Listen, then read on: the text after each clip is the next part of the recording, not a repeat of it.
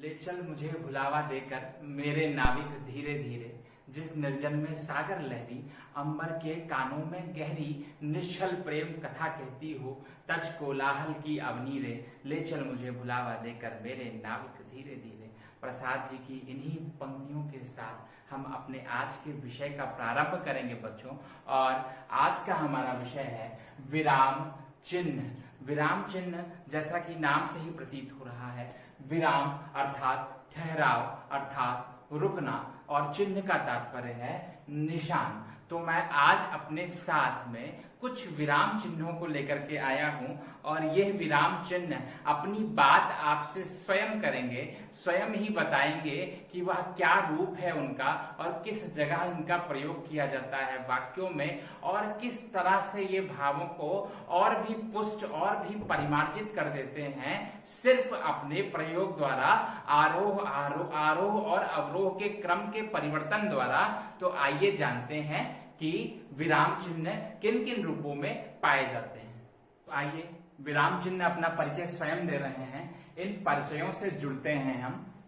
पूर्ण विराम स्वयं के बारे में बता रहा है और कह रहा है, नाम से ही मैं स्पष्ट हूं, वाक्य पूर्ण होते ही मैं उपस्थित हो जाता हूं।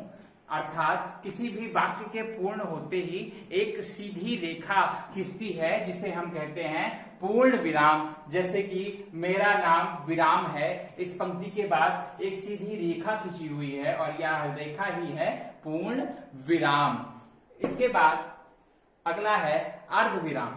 अस्तु किसी वाक्य में एक कम समय लेते हुए विराम लेना हो जब, तो वहां पर अर्ध विराम का प्रयोग करते हैं।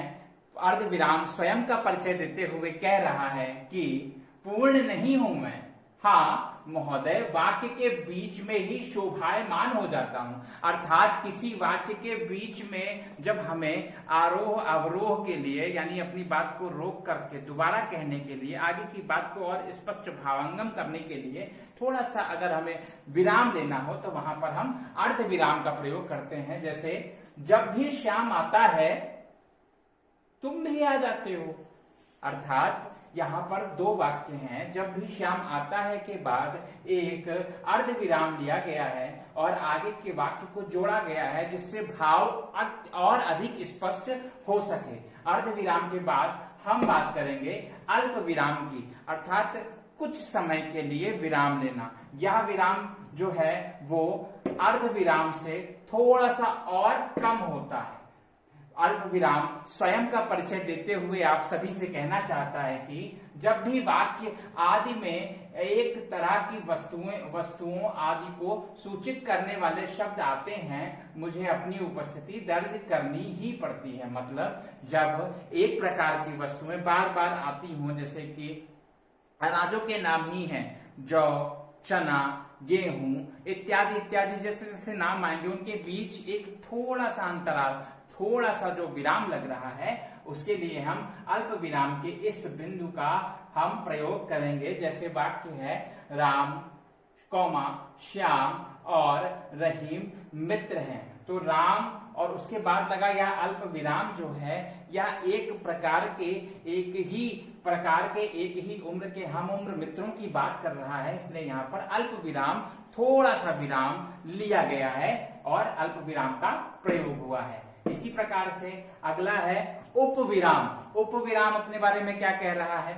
मूल बात को लिखने से पहले मुझे स्थापित कर दें तो मैं गदगद हो जाऊं। अर्थात किसी मूल बात को कहने से पूर्व जब हम किसी चिन्ह का प्रयोग करते हैं, किसी विराम चिन्ह का प्रयोग करते हैं, विराम चिन्ह के रूप में दो बिंदुओं का प्रयोग करते हैं, तो उसे कहा जाता है उपविराम। जैसे राम 3 हैं, फिर उपविराम और श्री राम, अल्प विराम परशुराम और बलराम। तो राम 3 है के बाद ये जो दो उपविराम हैं, ये कहीं ना कहीं क्या कार्य कर रहे हैं? पूरी बात को कहने में, पूरी बात को समझाने में जो मुख्य तथ्य है बात का, उसको प्रदर्शित करने में सहायता कर रहे हैं। अगले विराम चिन्ह की बात करें हम, तो वह है प्रश्नवाचक चिन्ह, अर्थात उत्तर की अपेक्षा करें और मैं न रहूं, ऐसा तो हो ही नहीं सकता।